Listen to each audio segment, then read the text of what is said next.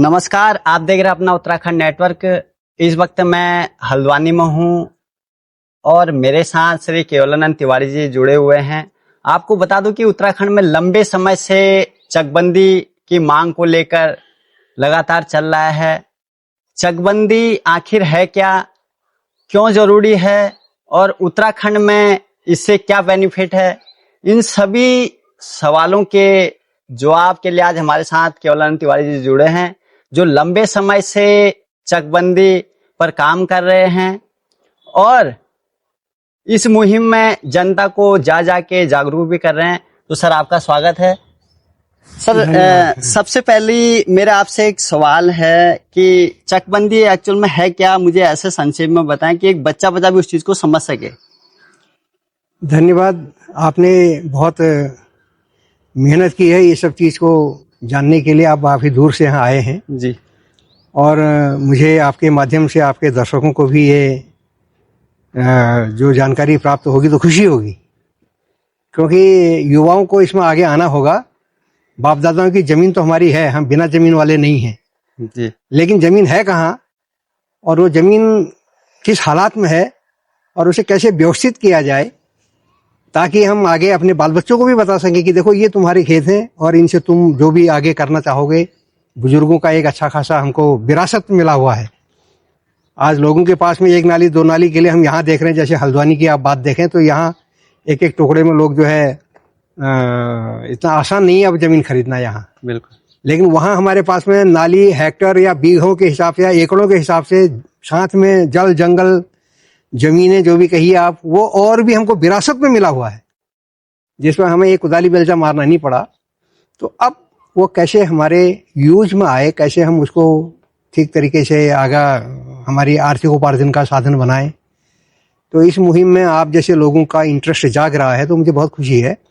तो जैसा आपने बोला कि चकबंदी क्या है, जी, चकबंदी को अलग अलग तरीके से लोग सोचते हैं कि ये तो घेर बाड़ है, ऐसा है वैसा है, बट ऐसा नहीं है। चकबंदी हमारा जो कृषि उद्योग है उसमें लोगों को, किसानों को सुविधा हो, कम से कम समय में ज़्यादा से ज़्यादा वो उसमें काम कर सकें और उसकी जो पैदावार है वो ले करके आगे अपना देश विदेशों तक वो हमारा पहुँचे, क्योंकि अन्नदाता तो किसान ही है। आज हम अगर खा रहे हैं तो कहीं तो अनाज पैदा हो रहा है और वो ज़मीन से ही पैदा हो रहा है। तो ज़मीन हमारे पास भी है, तो उसे हम कैसे व्यवस्थित करें, क्योंकि हमारे पहाड़ में जो आज की वर्तमान स्थिति है वो, मैं इसको ज़्यादा तो दाएं बाएं अगर कहूँ तो बहुत बड़ी बातें हो जाएंगी, लेकिन इसको सरकार की नाकामियां हम मानते हैं, क्योंकि बिना ज़मीन वाला कोई भी नहीं था पहाड़ में और आज भी कोई नहीं है, सबके पास ज़मीनें हैं, लेकिन वो ज़मीन छोटे छोटे टुकड़ों में और उसके बाद वो गोल खातों में फंसा हुआ है। तो गोल खातों में फंसा होने से लोगों को ये पता नहीं है कि गोल खाता ही क्या होता है।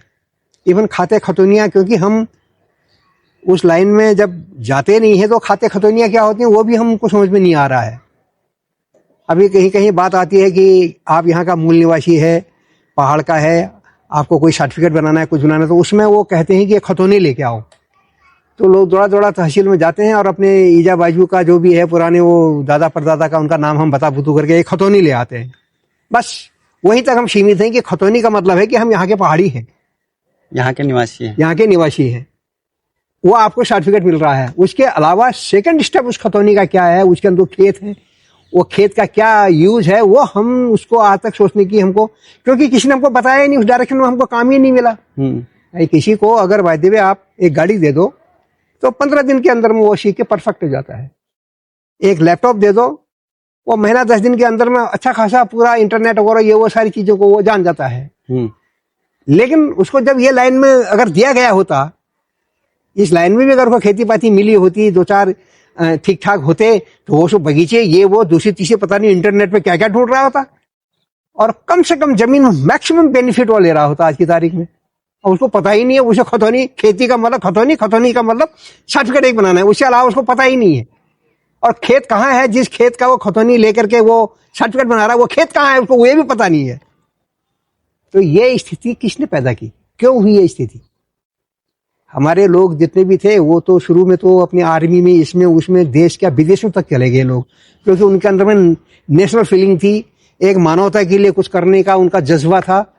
उसको तो हमारे जो समझदार लोग थे उन्होंने बहुत भुनाया, पहाड़ियों की इस एनर्जी को बहुत भुनाया, उनको देश का विदेशों तक भेजा और ईमानदार कहलाए वो है भी ईमानदार। लेकिन उनके पीछे जो छूट गया उनका घर परिवार जिससे वो उठे थे पले थे, और जो देश के लिए नहीं प्रकृति के लिए एक बहुत बड़ा वरदान है हमारा उत्तराखंड का जो देवभूमि जिसको माना गया है, लेकिन उसको इस तरह से बर्बाद कर दिया। गांव के गांव उजड़ गए, आज हजारों गांव तो सरकार के रिकॉर्ड में है कि साहब भूतिया हो गए। बाकी पता नहीं, लोग तो कहते हैं कि साहब वहां पर 3000 से 3500 तक गांव भूतिया हो चुके हैं। हाँ, बीच में न्यूज में आए थे कि बहुत न्यूज आ रहे हैं साहब। हाँ, जो गांव में भूतिया हो गए हैं। हाँ, तो बहुत गांव लोग ऐसे बता रहे हैं कि वो तो 3000 प्लस गांव बता रहे हैं लोग भूतिया गांव की बात। सरकार ने तो 1700-1600 गांव की डाटा वो दिया हुआ है।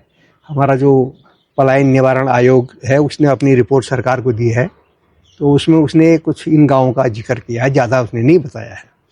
एनीवे, खैर जो भी है, तो जो आपका कहना था कि चकबंदी क्या है, चकबंदी हमारे पास 10-20 खेत दाएं बाएं जो गांव में हैं वे एक साथ नहीं है, तो अदल बदल करके एक तरीका होता है जिसमें सरकार उस काम को करती है और राजस्व विभाग उसमें स्पेशली इन्वॉल्व होता है और चकबंदी डिपार्टमेंट उसको जो है पूरा हेल्प करता है कैसे करना है। तो ये दोनों डिपार्टमेंट मिल करके लोगों को उनकी जमीनें जिसकी जितनी है उसकी कुछ प्रक्रिया है, तो ये प्रक्रिया हमारे देश में 1920 से लागू है और 1920 का मतलब हो गया आज ये 2026 चला गया, यानी 106 साल हो गए हैं। और ये बात को हम भी करीब करीब 40-45 साल से बोल रहे हैं कि साहब हमारे जमीन जो है तो है, लेकिन वो दूर दूर होने की वजह से हम उसको खेती बाड़ी नहीं कर पा रहे हैं सही तरीके से, और उतनी जगहों में हल बैल ले जाना, वहाँ तक गाय का गोबर वगैरह या जो भी है ना वो पहुँचाना, और कभी कोई इमरजेंसी होगी कुछ होगी तो इन जगहों में बंदर शुगर इनको भगाना, इनकी सुरक्षा कर पाना अपनी फसलों का बहुत पॉसिबल नहीं है। अगर एक साथ में हो जाएगा उसको 10-20 नाली उसकी जो भी है, तो वो आदमी आज लाखों का कारोबार कर सकता है आराम से, क्योंकि पहाड़ में तो हमारे पास बहुत अच्छी आबो हवा जो है वो बहुत अच्छी है। अच्छा सर, जैसे आपने बोला कि खेत दाएं बाएं हैं तो उनको एकजुट करना, एकत्रित करना चकबंदी के अंतर्गत में आ गया है ना। मेरा ये सवाल था आपसे कि चकबंदी का उत्तराखंड में जरूरत क्यों है? हाँ, यही आपका कहना था। हाँ।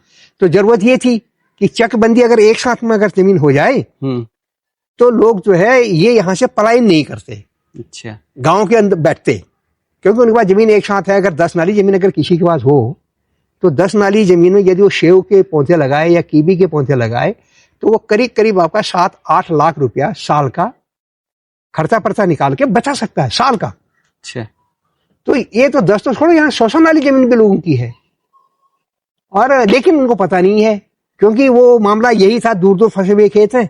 और नंबर एक, दूसरा प्रॉब्लम वहां क्या है कि खेत तो हमारा है, लेकिन खेत मेरा होने से भी वो गोल खाते में है। गोल खाता मतलब जॉइंट खाता। तो जॉइंट खाते में यानी वो दादा ने जब वो खेत बनाए थे तो उसके जितने नाती पोते हो गए वो सबका हक है उसमें। हाँ। ऐसा होने से वो खेत को यदि मैं अपने खेत को आपको देना चाहता हूं तो मेरा दूसरा उस खेत में जो है 10, 15, 20, 25 लोग और जो हकदार है वो कहते हैं आप बिना मुझे पूछे आप कैसे दे रहे उधर। तो खेत मेरा होते हुए भी वो रिकॉर्ड में मेरे नाम पर नहीं है। बात समझ में आ रही है? यदि वो रिकॉर्ड में मेरे नाम पर हो तो मैं आपको दे सकता हूं उस खेत को, फिर तो ये नहीं कहेगा ना कि आपने कैसे दे दिया। भाई खेत अब मेरा है, तुम्हारा खेत तुम्हारे नाम पर कर लो। पिताजी के दादाजी के जो बच्चों को जो खेत बटे कि आप इसको कर लो, आप इसको कर लो, आप इसको कर लो, उन्होंने जैसे जैसे दिए हमने वैसे वैसे आपस भाइयों में बांट लिए। बांटे तो बोलो सौहार्द तरीके से बांटे हैं, कोई उसमें रंजिश ये वो तू में नहीं है। तो अब बांटे हैं तो खेत तो दूर दूर है, तो दूर दूर हैं तो उन खेतों को जब हम कहते हैं कि लो मेरा वाला खेत आप रख लो, आपका वाला उधर वाला मुझे दे दो, तो वो खेत एक आदमी का नहीं है। मालिक उसमें कम से कम 15, 20, 25, कहीं कहीं तो 50, 60 है। कोई को तो बता रहा हूँ 100 से भी ऊपर है एक खेत के मालिक, क्योंकि जो पुराने दादा ने बनाए होंगे उनके जितने नाती पोते हो गए उतने उसमें हिस्सेदार हो गए। अब उनको ढूंढना कि भाई आप जो है इसको इनको दे दो और ये कर दो वो कर दो, कहने से कहां से आएंगे वो आदमी यहाँ? कोई दिल्ली बॉम्बे तो छोड़ो विदेशों तक चले गए हैं। तो ऐसी स्थिति में वहां जो कुछ करना चाहने वाले जो लोग हैं वो नहीं कर पा रहे हैं, तो उनकी चकबंदी होना बहुत जरूरी है। तो चकबंदी के लिए हमने फिर लेटेस्ट एक फॉर्मूला निकाला। मैं वो बात बताना भूल गया आपको कि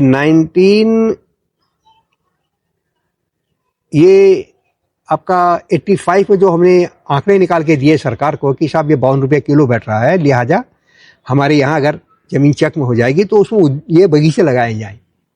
जो पौधे विदेशों तक जा रहे हैं, हमारे अगल बगल वालों को भी मिलना चाहिए, गांव वालों को भी, यहीं से तो जा रहे हैं सारे। लेकिन हम यहाँ उन पौधों को नहीं लगा पा रहे अपने खेतों में, क्योंकि खेत में जब पेड़ बड़ा होता है तो वो दूसरा आदमी तीसरा आदमी उनको देख रेख करने में, इधर उधर करने में प्रॉब्लम हो रही है। कहीं गाय, कहीं जानवर, कहीं ये कहीं वो, तो वो खेत हम बचा नहीं पा रहे उन पेड़ों को खेतों में, अलग अलग खेतों में। एक साथ होगा तो हम घेर बाड़ करके कुछ भी कर लेंगे। तो सरकार ने इस बात को समझा और उस समय 89 में फिर एक मीटिंग हुई लखनऊ में, और मीटिंग होने के लिए यह हुआ कि चकबंदी के ऑफिस उत्तराखंड में खोले जाएं। तो 91 में 2 ऑफिस यहाँ खुले, एक पौड़ी में और एक अल्मोड़ा में। और 2 ऑफिसों का 5-6 साल बाद में जब पूछा क्या है प्रोग्रेस, तो उन्होंने कह दिया साहब यहाँ तो यूपी का जो चकबंदी एक्ट है इससे नहीं होगा, यहाँ पहाड़ी एरिया के लिए अलग एक्ट होना पड़ेगा। तो 86-87 में यहाँ चकबंदी ऑफिस खुलने के लिए कानून नया बनना पड़ेगा कहा, और कानून बनाने के लिए समिति बनाई गई चकबंदी अधिनियम बनने के लिए। वो जो समिति बनी 96-97 में, वो समिति ने ये वो जो भी उसने काम किया होगा करते करते 2000 में हमारा उत्तराखंड अलग हो गया। 2000 से 2014 में मैं रिटायर आ गया, मैं नॉर्थ ईस्ट में जॉब में था तब। रिटायर आने के बाद फिर हमने हल्ला गुल्ला किया कि भाई यार ये तो एक्ट तब से बनाने की बात ही, अभी तक क्या हो रहा है। तो लोगों ने बताया हाँ कुछ लोग हमारे गढ़वाल से भी एक गरीब क्रांति अभियान करके ऐसे वैसे लोग लगे हुए हैं, वे लोग भी इसमें वो समिति के उसमें उपाध्यक्ष वगैरह, वो गरीब क्रांति अभियान के जो वो हैं क्या कहते हैं, एक प्रकार से उनके मेन लीडर कोई गणेश सिंह नेगी जी, तो उनको उपाध्यक्ष वगैरह उसमें बनाते थे वो समिति जो थी चकबंदी एक्ट बनाने वाली। फिर उन लोगों से संपर्क में मैं आया, काफ़ी बातचीत हुई, और फिर हमने कहा कि देखो ये तो समिति हाँ कह रहे हैं, और देखते देखते आज तो 18-20 साल निकल गए हैं। इससे अच्छा है हम अपना कुछ नियम कानून बना करके फटाफट अपने गाँव को तैयार करें, खुद बनाएं आप। क्योंकि हम पढ़े लिखे लोग हैं, कंप्यूटराइज जमाना आ गया है, सारे बच्चों को पता है खेती हमारी बर्बाद हो रही है, तो क्यों ना हम इसको ऑर्गेनाइज हुए में ऐसा खुद ही काम करें। तो यस कहने पे फिर हमने जो है अपना गांव, यहाँ ग्राम सभा रानीखेत तहसील में ग्राम सभा झलोड़ी है, वो गांव दिया। वहां से फिर हमने 8 बिंदुओं की नियमावली बनाई। हमने कहा इस हिसाब से हमारे खेतों में चकबंदी कर दो, और गांव वाले हमारे तैयार हैं। उसका हमने मास्टर प्लान भी बना दिया कि कैसे सड़क जाएगी, बिजली पानी ये वो के लिए इसका सुविधा क्या होगी, सारा कुछ दिया। मीटिंग हुई देहरादून में, वहां मीटिंगों में रखा। तो जब देखा कि ये नहीं मानेंगे ये, तो इन्होंने मजबूरी में 2016 में चकबंदी एक्ट यहाँ पास किया। वो जो चकबंदी क्यों होनी चाहिए, आप ये बता रहे हैं कि चकबंदी इसलिए होनी चाहिए, तो उसके लिए एक्ट भी चाहिए। तो एक्ट इस तरह से फिर यहाँ का अलग से बना, 16 में बना तो बना, लेकिन वो लागू नहीं हुआ क्योंकि उसकी नियमावली नहीं है। फिर मैंने नियमावली के लिए हल्ला किया 16 के बाद कि भाई कब नियमावली बना, जल्दी करो, जब आपने पास कर दिया तो नियमावली भी बनाओ। हाँ कहते रहे, और अल्टीमेटली इधर नियमावली नहीं बना करके 18 में इन्होंने एक नया भू कानून निकाल दिया कि पूंजीपतियों को बड़ी बड़ी जमीन देने का। अब हमारे पास में जो 10-20 नाली जमीन है उसको तो हमको आप दे नहीं रहे हो, और बाहर के जो पूंजीपति वाले हैं उनके लिए आपने 6.5 हेक्टर प्लस जमीन एक एक पूंजीपति को देने का कानून पास कर दिया 2018 में। और 6.5 हेक्टर प्लस का मतलब है 650 नाली से ज्यादा जमीन। इतनी जमीन तो कहीं कहीं गांव वालों की, पूरे गांव वालों की जमीन नहीं है, 650 नाली, और आप एक एक आदमी को देने के लिए आपने नियम पास कर दिया। तो हमने कहा ये नहीं चलेगा भाई, आप गलत कर रहे हो, हमको भी दो ना, 100 नाली, 50 नाली, 80 नाली, 20 नाली, 40 नाली, जिसकी जितनी, उसको भी उसकी जमीन दे दो, वो भी कुछ उद्योग लगाएगा ना उनमें। आपने ये कैसे समझ लिया कि सिर्फ बाहर वाला ही उद्योग लगा सकता है, यहां वाला नहीं लगा सकता है? आप मेरी बात को समझ रहे हैं ना? बिल्कुल। ये मैं आपके दर्शकों के लिए भी कहना चाह रहा हूं कि इस बात को समझो कि ये आपकी जमीन होते हुए आपको तो ऐसे फंसा रखा है गोल खातों में, इनमें उनमें उलझा के रखी है जमीन कि आप खेत चाहे खुद आपस में अदल बदल भी नहीं कर सकते हो, क्योंकि उसके हकदार बहुत है। जिस खेत को आप कमा रहे हो, खा रहे हो, जिसमें आपका है कह रहे हो, मेरा है कह रहे हो, लेकिन वो खेत रिकॉर्ड में आपका नहीं है। ऐसा ना करके एक्ट भी हो गया आपके पास में, सब कुछ हो करके जो मूल निवासी यहाँ के हैं, जो बेचारे गांव वाले हैं, उनको आपने उनकी जमीन ना दे करके कि वही भी उद्योग वगैरह लगाते, आपने बाहर वालों के लिए रास्ते खोले। और ऐसे में जो हमारे गौचर, पनघट इत्यादि इधर उधर जो अच्छी अच्छी जमीनें थी, वो पता नहीं कितने कितनी कितनी ले ली है, अभी तक वो खुलासा ही नहीं हुआ है। फिर भू कानून का हल्ला हुआ, ये हुआ वो हुआ। उसमें हमने भी कहा, हमने कहा तुम भू कानून की जो बात कर रहे हो जवानों, हमारे पहाड़ के युवाओं, तुम्हें ये तो पता करो कि तो आपकी जमीन कितनी है, 2 नाली 4 नाली कहाँ है।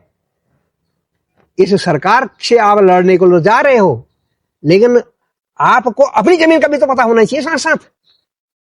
ये भू कानून तो कब आएगा, क्या आएगा। इवन मूल निवासी हम बात कर रहे हैं 1950, बिल्कुल जरूरी है, मूल निवास हमारा 1950 होना चाहिए। लेकिन आप किस मूल निवास की बात कर रहे हो, आपका तो जड़ ही पता नहीं है आपको। हम हवा में बात कर रहे हैं, हवा में हम तीर मार रहे हैं, और इसीलिए आज की तारीख तक राजनीतिक मुद्दा नहीं बन पाया। एक के बाद एक इलेक्शन आते चले गए और ये मर्जी से जो है रोकते चले गए, और जैसे चाह रहे वैसे आगे बढ़ते चले गए। तो हमारा ये कहना है यहाँ पर कि वो चकबंदी जरूरी इसलिए है कि खेत बिखरे हुए हैं, और अब वो चकबंदी सरकार तो कब करेगी, क्या करेगी, उसका। आपसे तीसरा सवाल मेरा आपसे ये है कि जो चकबंदी एक्ट है वो कब पास हुआ, कब लागू हुआ, और उत्तराखंड में उसकी वर्तमान स्थिति क्या है? सबसे बड़ी बात यह है। तो ये तो मैंने आपको बताया हाँ, कि यहाँ एक्ट नहीं था, उत्तर प्रदेश के एक्ट के हिसाब से चलने वाली बात थी। और उसमें हमने जब यहाँ 52 रुपया किलो हमारा फसल बैठने लगी, तो तब हमने कहा भाई तुरंत इसको करो, हमको चकबंदी चाहिए। तो इन्होंने उत्तर प्रदेश का जो चकबंदी एक्ट था 1953 वाला, अच्छा, उसको इन्होंने उत्तराखंड में गढ़वाल के लिए पौड़ी में ऑफिस खोल दिया, और कुमाऊं वालों के लिए यहाँ अल्मोड़ा में ऑफिस खोल दिया। ये अल्मोड़ा में चौखुटिया है, चौबटा का आपने कौन से बताया? चौखुटिया में? ना ये रानी अल्मोड़ा में ही खुला। अच्छा, खास अल्मोड़ा में। हाँ, अल्मोड़ा और क्या कहते हैं पौड़ी में। अच्छा, 2 ऑफिस खुले, 2 ऑफिस खुले 91 में। 91 से लेकर के वो लोगों ने सोचा कि चलो अब तो यहाँ चकबंदी हो जाएगी। हम उस समय तो यंग थे, हमने कहा बढ़िया हो रहा है यार, अब तो हो जाना। घर वालों को भी हमने बोला तुम हलिया हलबैला अभी बंद करो, जब हमको खेत एक साथ मिल जाएंगे तो फिर हम करेंगे बढ़िया से हो जाएगा, छोड़ो छोड़ो अभी इन खेतों को, ज्यादा परेशान मत हो। 5-6 साल के बाद हमने कहा भाई क्या हो रहा है, तो कहते हैं नहीं वो एक्ट तो यहाँ काम ही नहीं करेगा, यूपी वाला, उत्तराखंड का अलग एक्ट होगा। हम क्या कमाल है यार, उसी दिन कह देते हैं। 91 से 6 साल आपने ऐसे निकाल दिया, 6-7 साल। चलो कोई बात नहीं, तो एक्ट बनने वाली बात आई। तो उसमें जो एक्ट का वो था अध्यक्ष उत्तर प्रदेश में, उस समय के सचिव RS टोलिया जी, जो बाद में जब उत्तराखंड अलग बना तो वो हमारे यहाँ मुख्य सचिव बने। तो वो RS टोलिया जी को की अध्यक्षता में समिति बनाई गई लखनऊ में एक्ट बनाने के लिए, वो मैं पहले बोल चुका हूँ। और अल्टीमेटली वो करते करते वो खींच दिया इन्होंने 2016 तक। वो भी जब हमने 16 में यहाँ अपना दे दिया गांव और नियमावली वो सब बनाकर हमने दिया, इनका भाड़ में गया आपका वो क्या कहते हैं ये एक्ट फैक्ट। सरकार अगर करने वाली होती तो ये तो 6 महीने के अंदर करके दे देती। आपको जब भू कानून लागू करना था आपने तो पता भी नहीं होने दिया लोगों को, फटाफट भू कानून लागू कर दिया यहाँ। लेकिन एक्ट के लिए जो जरूरी था यहाँ के भूमिधरों के लिए, उनके लिए आपने 20 साल लगा दिए, 96 से लेकर 16 तक। 16 में आपने पास किया तो एक प्रकार से दबाव में पास किया, जब जनता और हमारा गरीब क्रांति अभियान ये वो हिंदन कहां से बहुत भिड़ने लगे लोग, तो वो 16 में पास वाला एक्ट भी लागू नहीं हुआ क्योंकि इनके पास नियमावली नहीं है बोल दिया। तो हमने नियमावली की लड़ाई लड़ी और बाद में हम देखा यहाँ भू कानून निकाल दिया बीच में इन्होंने 18 में। फिर हमने कोर्ट में गए, जब हाईकोर्ट में उन्होंने दस्तक दी अपने पहाड़ी वकीलों के थ्रू से, तो हमारा मुद्दे को कोर्ट में इंटर नहीं होने दिया गया। अच्छा, हमारा केस दायर ही नहीं हुआ, हमारी जनहित याचिका दायर ही नहीं हुई यहाँ। तो 18, 19, 20 3 साल में इतना परेशान रहा कि उसके बाद फिर मुझे सुप्रीम कोर्ट के वकील पकड़ने पड़े जहां चकबंदी हुई है। मैंने कहा यार हमारा ऐसा मुद्दा हो गया, पूरा पहाड़ तबाह हो गया है, लोगों को पता नहीं है कि ये एक्ट क्या है, किस लिए चाहिए, और मैं अकेला लड़ रहा हूं इस मामले को लेकर के, तो प्लीज कुछ करो। ये एक्ट होते हुए भी लागू नहीं हो रहा है, और कब बनाएंगे ये नियमावली। उधर इन्होंने जो है भू कानून निकाल के गांव बिकने शुरू हो गए, गांव के गांव इलाके जा रहे हैं, और लोग रोडों पर हैं, सड़कों पर, और भू कानून का इनका हल्ला तो देख ही रहे हो आप। ये सारे प्रमाण हैं कि चकबंदी का एक्ट ना होने के कारण, लागू ना होने के कारण ये सब प्रॉब्लम हो रही है। तो उन्होंने कहा फिर कि आप एक नोटिस दो। ठीक है, हमारे पास बहुत नोटिस थे पुराने, उन्हीं में से थोड़ा ऊपर नीचे करके हमने नया नोटिस एक और डाल दिया। नोटिस डालते ही जब उनको पता चला कि ये तो सुप्रीम कोर्ट के वकीलों को लेकर आजकल घूम रहा है, क्योंकि हमारा हर मुद्दा फेसबुक पर पड़ा हुआ है, ओपन है सबके लिए। हम कोई पर्सनल व्यक्तिगत, मेरा किसी से कोई दुश्मनी और दोस्ती वाली बात भी नहीं है। जो नेचुरल जो एक फिनोमिना जिसमें काम करना चाहिए, लोगों को हेल्प होनी चाहिए, वो हमको करना चाहिए, तो वो हम कर रहे हैं। तो वहां से इन लोगों को लगा कि ये नहीं मानेगा, तो तुरंत 1 महीने के अंदर वो नोटिस जाते ही इन्होंने चकबंदी की नियमावली 2020 में पास कर दी, अप्रैल मई में। और पास करके काम करने के लिए चकबंदी का राजस्व डिपार्टमेंट को ही बोल दिया कि तुम ही करोगे। जबकि 707 पोस्ट चकबंदी डिपार्टमेंट के लिए 2015 से सैंक्शन हैं।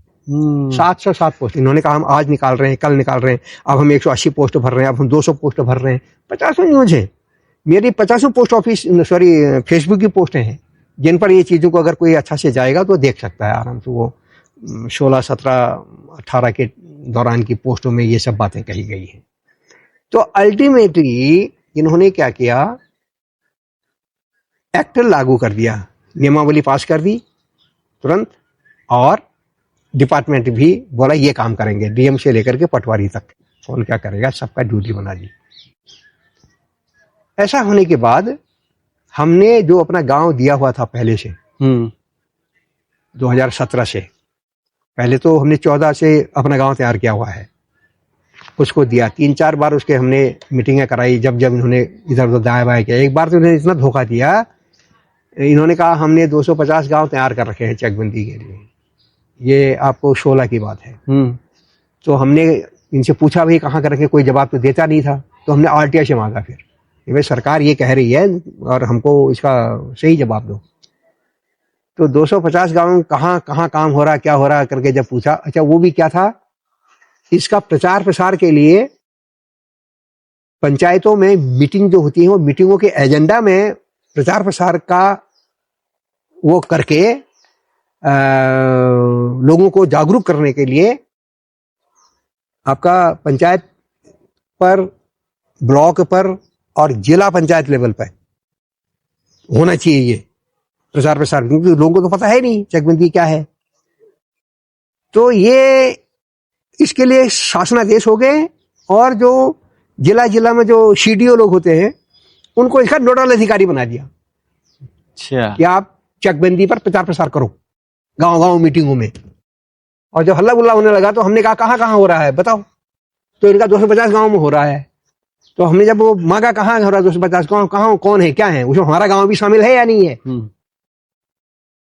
तो इन्होंने जब मैंने आरटीआई से मांगा तो इन्होंने क्या, आप विश्वास नहीं करोगे, हमारा जो गांव था उसका तो इन्होंने दे दिया कि आपके गांव में 9 लाख रुपए की घेरवाड़ की योजना बनाई जा रही है, चकबंदी हो रही है, हमारे गांव में चकबंदी हो रही है, 9 लाख रुपए की घेरवाड़ की योजना। अच्छा, चकबंदी का मतलब होता है खेत इधर से जिसके जितने वो दिए जाए, इन्होंने चकबंदी मतलब घेरवाड़ के लिए 9 लाख का। एक तो ये जवाब आया। नंबर 2, 200 ग्राम प्रधानों से ये लिखवा दिया गया कि हमको चकबंदी नहीं करनी है, और अगर चकबंदी जबरदस्ती करेंगे तो हम उसका विरोध करेंगे। 200 ग्राम प्रधानों से, अल्मोड़ा एंड बागेश्वर के मेरे पास रिकॉर्ड है इनके सारे आए हुए। तो मैंने पकड़ा फिर मुख्यमंत्री जी को, मैं उनके ऑफिस में गया, मैंने कहा साहब ये क्या कर रखा है आपने, 250 गांव हम चकबंदी करेंगे कह रहे हो, और ये है आपके आरटीआई से जो मिला हुआ है, एक गांव में तो आप घेरबाड़ कर रहे हो। और एक घेरबाड़ मैंने फिर आरटीआई लगाया, उसमें भी फिर अपील की कि कैसे ये घेरबाड़ समझ लिया गया है चकबंदी को। तो बाद में हमारा ग्राम प्रधान नाराज हो गया गांव का, ये 9 लाख रुपया आ रहा था गांव में और ये जो तिवारी जी ने जो है वो आरटीआई में पूछ के और ये तो ये कर रहा है वो कर रहा है। अरे मैंने कहा ये चकबंदी की बात इनको समझ में नहीं आ रही है डिपार्टमेंट वालों को। तुम घेरवाड़ करवाओगे, यहाँ पत्थर के वाल जलवाओगे गांव के अंदर, ये चकबंदी के नाम, वो करो ना आप, लेकिन चकबंदी के नाम पर तो मत करो यार उसको। और चकबंदी कहाँ जानी है वो कम से कम जाने तो दो रास्ते पर। हाँ, तो ये सब मुद्दा लेकर के बड़ी कहानियां हैं, हंसी भी आती है। वहां गए, एक इंजीनियर थे, वो जब हमने अपील में बात की, वो इंजीनियर आए, बोले ऐसा ऐसा है साहब। मैंने कहा साहब समाज हमारा आपसे कोई जाति दुश्मनी नहीं है, लेकिन दुख इस बात का होता है कि आप एक इंजीनियर होते हुए आपको अभी तक ये चकबंदी क्या है यही पता नहीं है, और आपने घेरबाड़ के योजना दे दी गाँव में। तो वो बोला नहीं, हमको तो यही कहा गया था ऐसा करो ऐसा करो, तो हमने तो उस हिसाब से कर दिया। नहीं वे और बहुत सारी कहानियां हैं। वो जो 200 गांव से जो लिख करके आ गया कि हमको चकबंदी नहीं करनी है, तो ये सारे मुद्दे जो थे यहाँ हमने कोर्ट में रखे, तो उनको समझाया। जो सुप्रीम कोर्ट के वकील थे, जहाँ चकबंदी हुई है, हरियाणा, पंजाब, यूपी, इनके ग्रुप जो उनके वहाँ चकबंदी हुई है, उनसे हमने कहा भाई हमारे मुद्दे ऐसे हुए, पहाड़ के ये हालात बना दिए इन्होंने, और चकबंदी के नाम पर ही इस तरह से बरकरार हैं आज भी, और जमीनें हमारी जो है गोल खातों में फंसा रखी है, और उसके लिए उन्होंने उसको बाजार बना रखा है, और ये कमीशन खा रहे हैं उसके ऊपर अच्छा खासा, और हम अपने खेत बेचने के लिए मजबूर हो जा रहे हैं कहीं कहीं। तो ऐसी हालात कर दिए, सपोज मेरा खेत, कोई एक आदमी आया ग्राहक खरीदने वाला, उसने कहा साहब मुझे ये खेत चाहिए, मैंने कहा नहीं मुझे नहीं बेचना है। तो उसके बाद में वो कहता नहीं आपको मैं 1 लाख रुपया दूंगा इसका। चलो ठीक है, घर वालों को भी पता चल गया कि ये 1 लाख रुपया देना कह रहा है और ये तो मानता नहीं है। तो वो फिर आता है 2-3 दिन के बाद, देखिए साहब अगर आप नहीं बेचोगे तो मैं इसको आपके सह खातेदार से खरीद लूंगा, क्योंकि उसके अंदर तो 20, 25, 30, 40 लोग हैं। हाँ, और पी पा के घूमने वाले बहुत हैं हमारे सह खातेदार। आज के हालात में जो यहाँ पहाड़ की जो कहानी हो गई है, ये लोग बहुत मतलब बहुत वेरी डाउन ट्रोडन कंडीशन में चले गए हैं, और उनसे आप कुछ भी उल्टा पुल्टा करवा लो, वो बेचारे मजबूरी में कर देते हैं, साइन कर देते हैं इधर उधर, ये से पिला खिला दो उनको, थोड़ा बहुत इधर उधर की बात समझा दो बुझा दो, और वो ओके कर जाते हैं। तो ऐसा अब हमारे घर वाले कहने लगे, अरे भाई अभी 1 लाख तो दे रहा है, ले लो, बेच दो इसको, नहीं तो ये दूसरा बेच देगा, और दूसरा वो 30-40 हजार रुपये भी बेच देगा। वो वहां घेत की वैल्यू घट रही है, और अगर वो भी नहीं बेचता तो और तो कोई कहेगा 20 हजार ही देते मुझसे ले जा, मैं साइन कर देता हूं। तो हम मजबूर हैं अपने खेत को बेचने के लिए, अगर मैं नहीं बेचूंगा तो मेरा भाई बेच देगा। तो इस हालात में हमारे खेत को क्यों फंसा रखा भाई आपने, जबकि खेत का मेरा व्यक्तिगत होता, सही होता, रिकॉर्ड में मेरे नाम पर होता, तो आप उसको ऐसे दाएं बाएं करके नहीं बिकवा सकते थे, बिना मेरी मर्जी के नहीं बिकता वो खेत। तो देखिए हमारी कंडीशन क्या बन गई है, गोल खाते में खेत होने की वजह से हमारे खेत की वैल्यू भी घटा दी और मजबूर कर दिया हमें बेचने के लिए। तो गांव में जो लोग कहते हैं कि यहाँ के लोग तो बेच रहे हैं, अरे बेच रहे हैं तो वो मजबूर है बेचने के लिए भाई, वो नहीं बेचेगा तो दूसरा बेच देगा। नंबर 1 बात, वो रोड के किनारे का खेत बिक गया आपका, अब आपने लड़ाई झगड़ा किया कुछ किया, तो पटवारी लोग कहते हैं कोई बात नहीं है, आपका खेत अगर उसने बेच दिया तो आप उसका खेत ले लो, अरे उसका खेत नाले में, गधेरे में, कहां में, किस हालात में है, वहां हम क्यों लेगा। जो मेरा मौके का सड़क के किनारे वाला अच्छा खासा, तो हम सोच के बैठे थे ये करेंगे वो करेंगे, उसको आप लोगों ने बिकवा दिया और हमसे कहते हो उसका दूसरा खेत ले लो। तो ये एक इतनी खतरनाक विडंबना परिवारों में हो गई है कि परिवार एक दूसरे के खिलाफ हो, और अंदर में एक रंजिश, तू में मनमुटाव, इसके चलते और भी, तो इसको इमीडिएट सही करने की जरूरत है। आप चकबंदी पे काफी लंबे समय से कार्य कर रहे हैं, प्रेजेंट में अभी तक आप इस कार्य पर, इस अभियान में आपने अभी तक क्या क्या किया सर? ये आपने बहुत अच्छी बात कही है।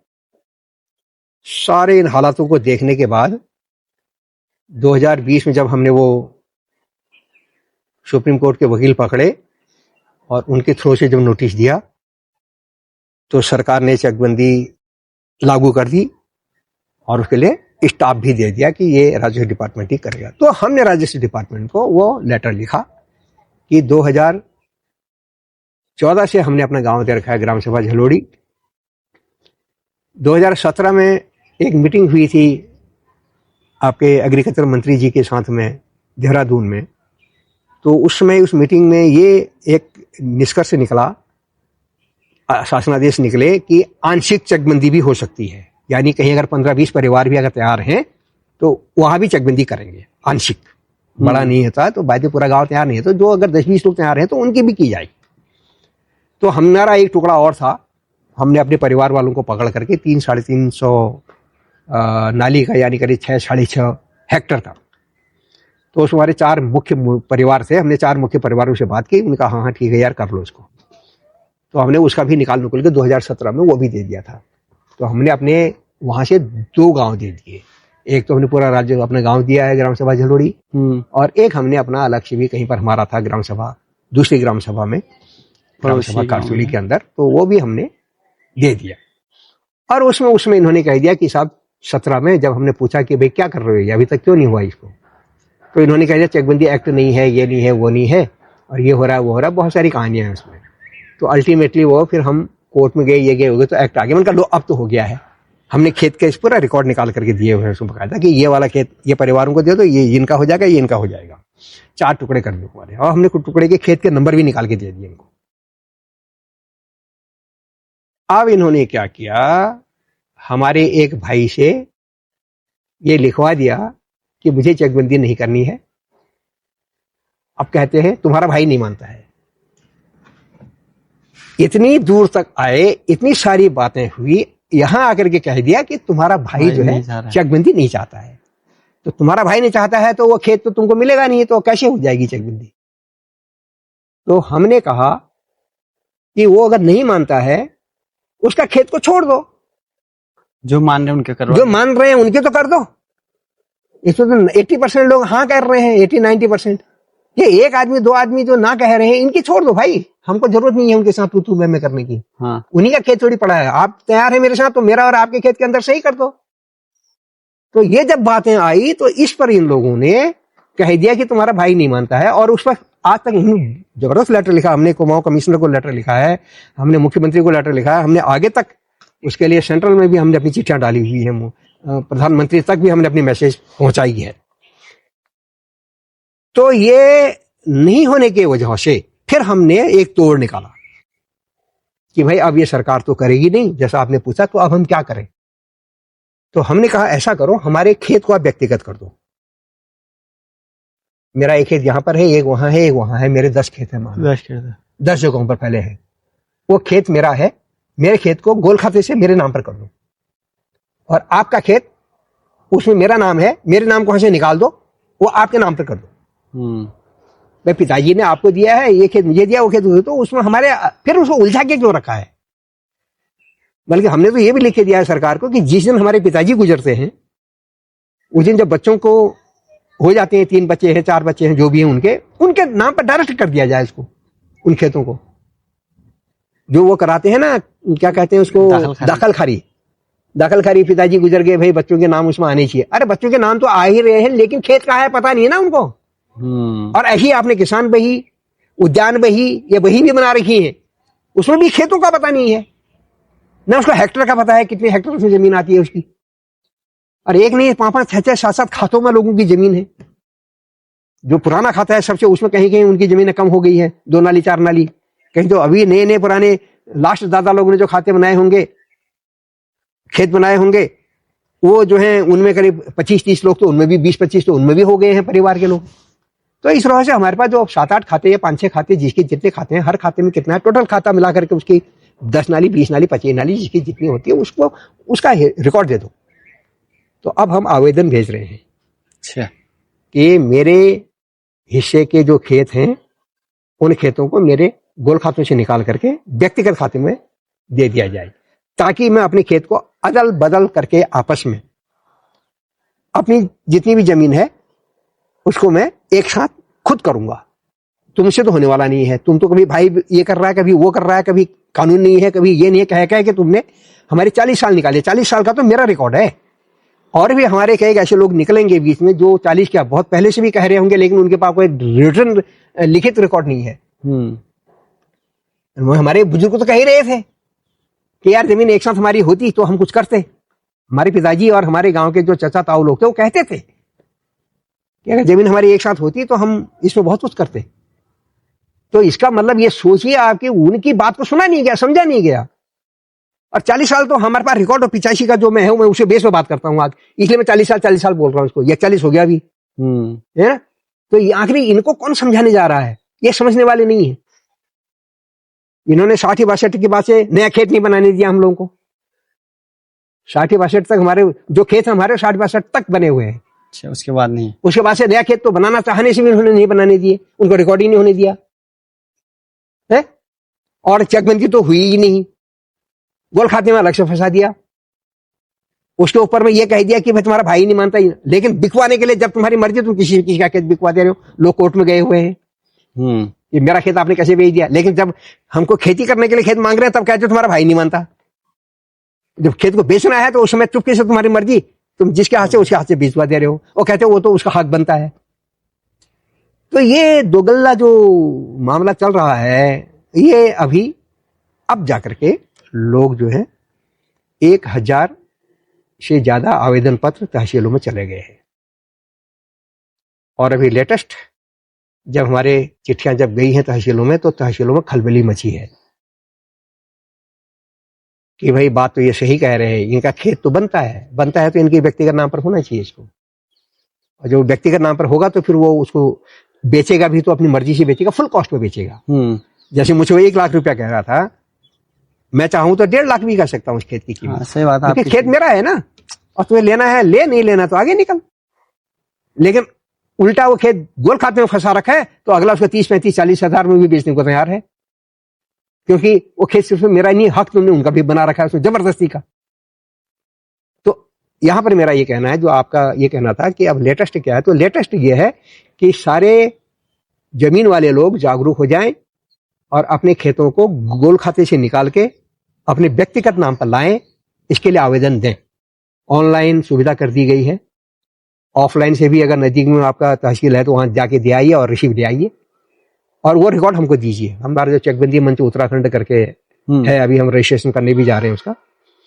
तो ये मंच जो है अभी लोगों को काफी कर रहा है, जिसकी वजह से सरकार कह रही है हम ये कर देंगे वो कर देंगे। सरकार भी अभी थोड़ा इसी बात को समझने लगी है, क्योंकि हम लड़ाई कहां तक लड़ें, किस से लड़ें।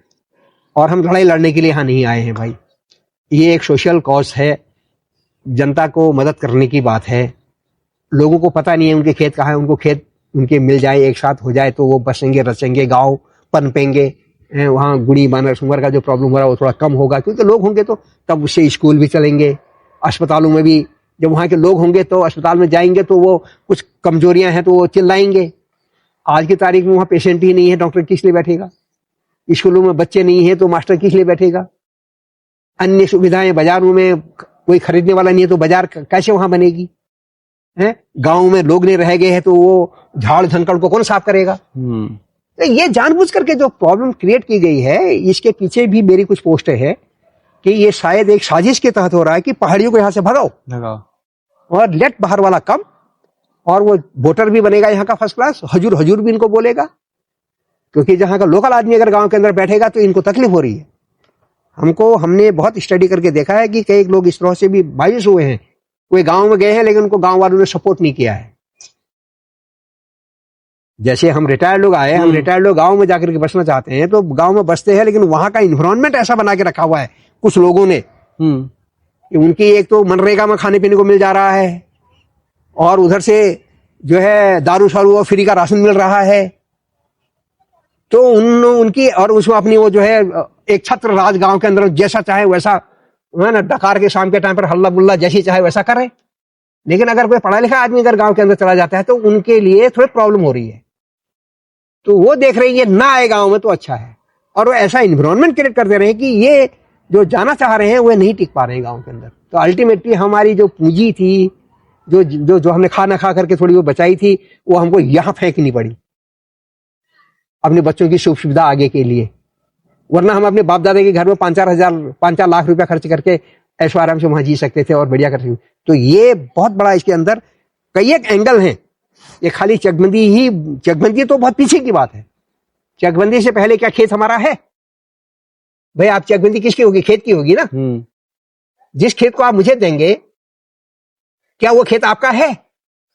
कुछ प्रूफ ही नहीं है तो कहां से हो गया हमारा? क्योंकि वो गोल खाते में है तो उसको ही नहीं दे सकते आप मुझे, तो इसका मतलब आपका खेत तो है ही नहीं। तो पहले आप अपने खेत को व्यक्तिगत करो, व्यक्तिगत हो जाएगा तब चकबंदी की बात करो।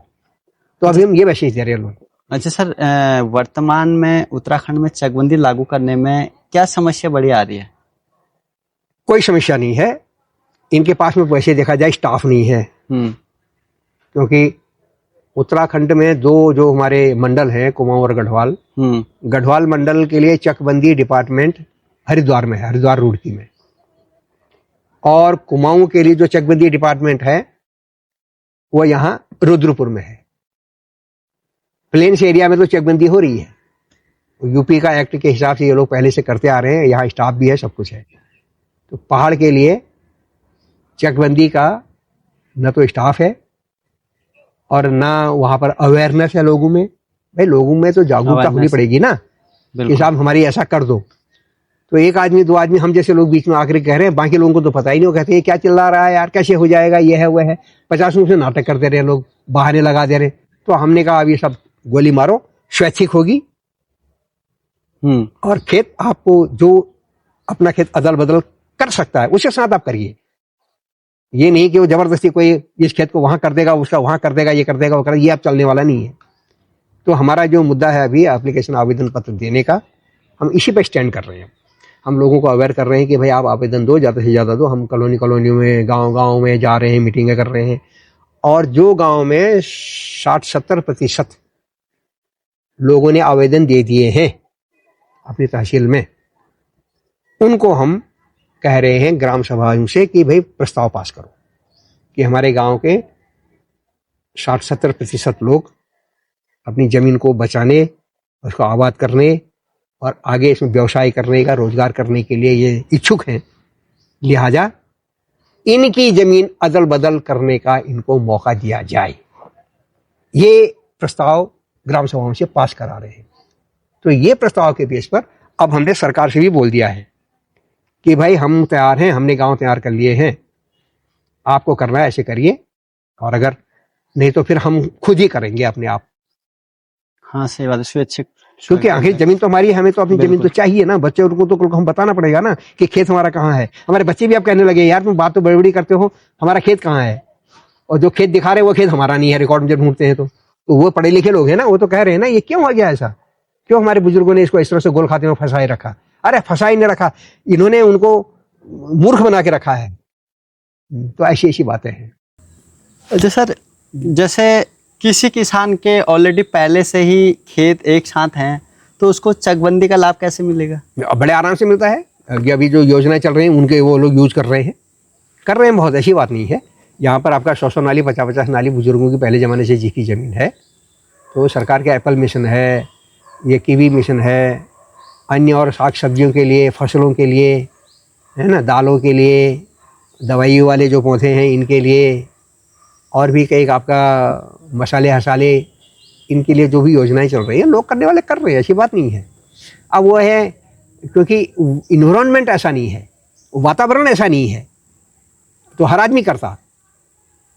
तो वातावरण बनाने के लिए लोगों को जो करना चाहिए या सरकार को जो करना चाहिए, वो सरकार तो दूसरे साइड से कर रही है, जिससे उनकी योजना ऐसी हो कि भाई उसको लिपापोती करके और बजट को जो है धीरे से करके अपने पर्सनल अकाउंट में उसको ले लिया जाए। वो हाल चल रहे हैं यहाँ।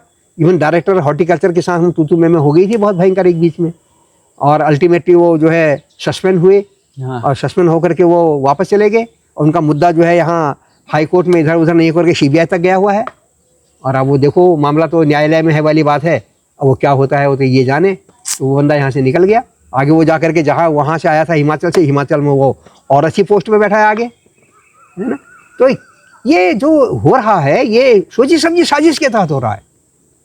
तो मेरा जो कहना है कि सोची समझी साजिश के तहत यहाँ पहाड़ को तबाह किया जा रहा है। तो क्या है कि पहाड़ों में मुझे लगता है 80% से 90% जो किसान हैं उनके जो खेती है वो अलग अलग श्रेणी में, कहीं किसी का यहाँ है, किसी का वहाँ है, किसी का मतलब दूर दूर ही है अक्सर। तो उनको चकबंदी का लाभ कैसे मिलेगा? तो हो गया, ये नेचुरल है, क्योंकि जब तक आप एक नहीं करोगे खेतों को, तो एक करने का तरीका यही है कि भाई आपका अगर मेरे साथ में अगर अच्छे से ठीक है तो आप मेरे साथ चेंज कर लो।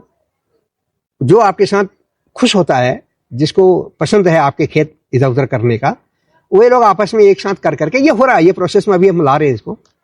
तो ये ऐसे करके जब आपके पास में अगर एक साथ सपोज आपकी 20 नाली है, 20 नाली एक साथ नहीं मिलती है आपको, तो आपको 2 जगहों पर मिल जाए, कहीं पर 8 नाली, कहीं 12 नाली, कहीं पर 3 जगह मिल जाए, जैसे भी मिले तो सही। तो अभी मैं आपको सीधा सीधा एक मुद्दे पर आता हूं, इसकी लास्ट बात ये जो हम अब जिस पर चल रहे हैं।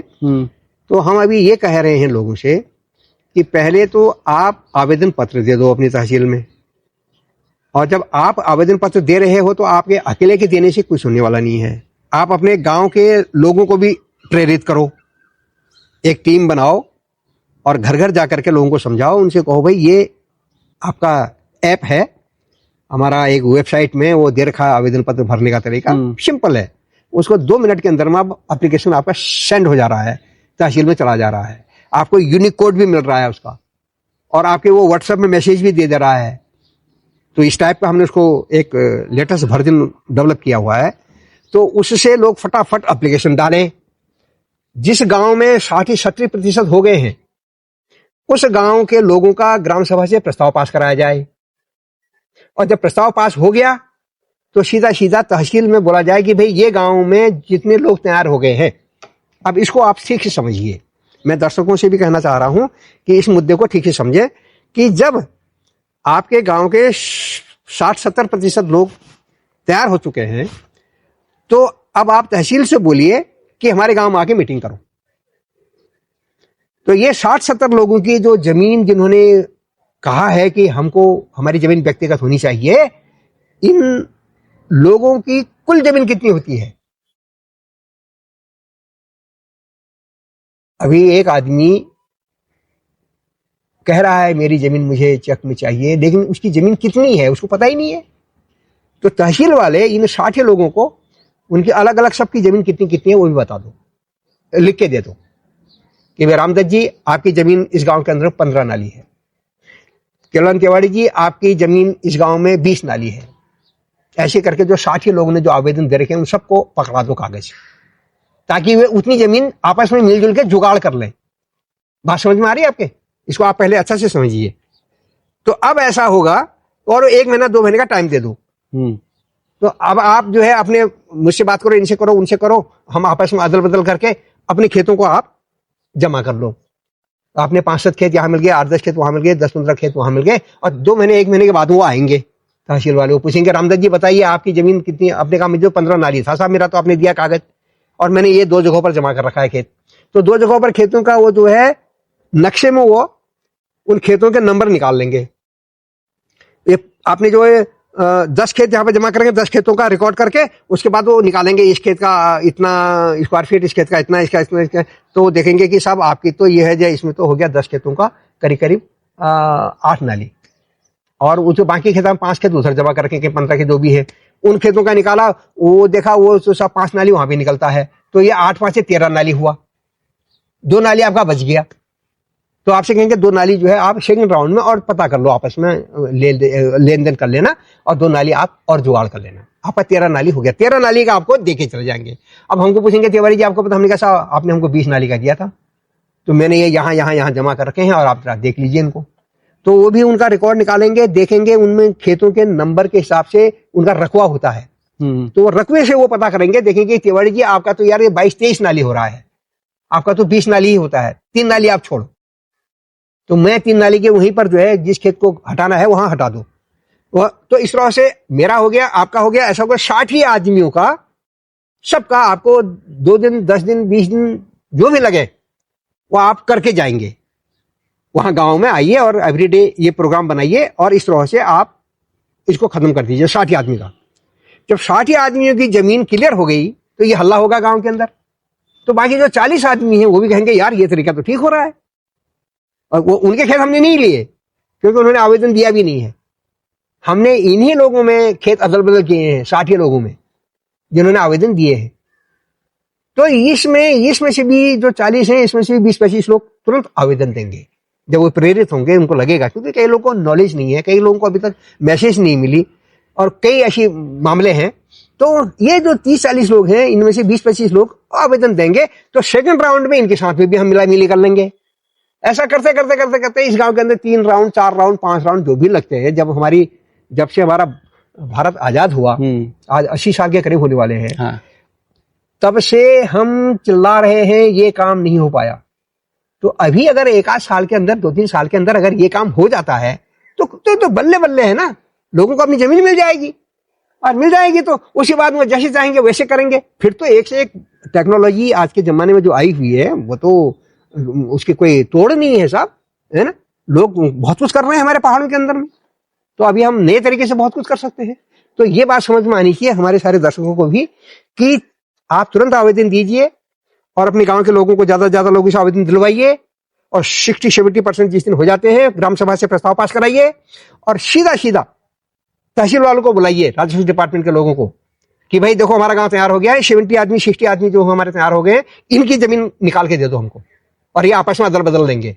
आप आइए 1 महीने के बाद में और चेक कर दीजिए किसके खेत कितने हैं, और इस तरह से हमारा 1 राउंड 2 राउंड 3 राउंड 4 राउंड में हमारे सबका हो जाएगा। जो 2-4 आदमी नहीं करना चाहते हैं, नहीं देना चाहते हैं, वे दलाली कर रहे हैं, उन्होंने किसी का कब्जा मार रखा था या कुछ भी है, वो किसी भी कारण से वो पूर्वाग्रह क्या उनके ऐसे हैं जो वो इस क्या कहते हैं गांव के विकास में वो योगदान नहीं दे पा रहे हैं, वो उनको छोड़ो। बाकी कम से कम 90-95% लोगों को तो क्लियर कर दो, तो ये हो जाएगा, बहुत जल्दी होगा। अभी इस पर सरकार भी अब सोचने लगी, अभी एक लाई है चकबंदी प्रोत्साहन नीति करके, स्वैच्छिक आंशिक चकबंदी प्रोत्साहन नीति 2026। अभी ये जून की 1 तारीख में उन्होंने वो निकाला है आदेश ऊपर उसका, उस पर भी हमने कई सजेशन दे रखे हैं, उसमें कुछ बातें थी। तो आई होप ये आपके चैनल में जो दर्शक लोग देख रहे हैं और ये लोग भी इस चीज को समझेंगे, और ये बहुत जरूरी है। जब तक इंडिविजुअल नहीं जागेगा, सरकार कभी भी इसमें आगे आने वाली नहीं है।